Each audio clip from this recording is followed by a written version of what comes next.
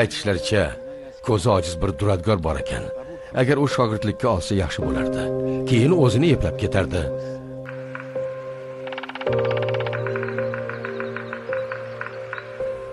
Buvijon, ular nima deyapti?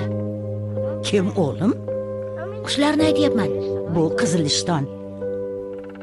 U o'ziga in quryapti, ovqat tashiydi. Yo'q, qushlar gapiryapti.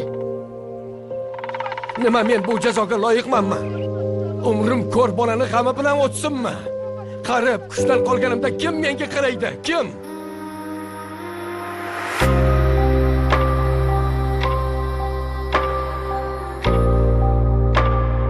Bilasizmi, meni hech kim yaxshi ko'rmaydi. Hatto buvim ham. Ularni hammasi mendan qochadi. Chunki ko'rman, benavoman. Ona, otadan erta yetim qoldim. Uni eshita olmayman ham. Meni kim o'ylaydi? Kim mening rahmimni yeydi? Boring!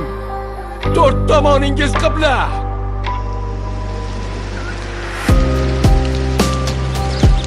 Muallim aytadiki, ojizlar Xudoni sevgan bandalari emish. Men unga agarda shunday bo'lsa, u bizni zimistonga mahkum etmasdi, o'zini jamolini bizdan yashirmasdi dedim.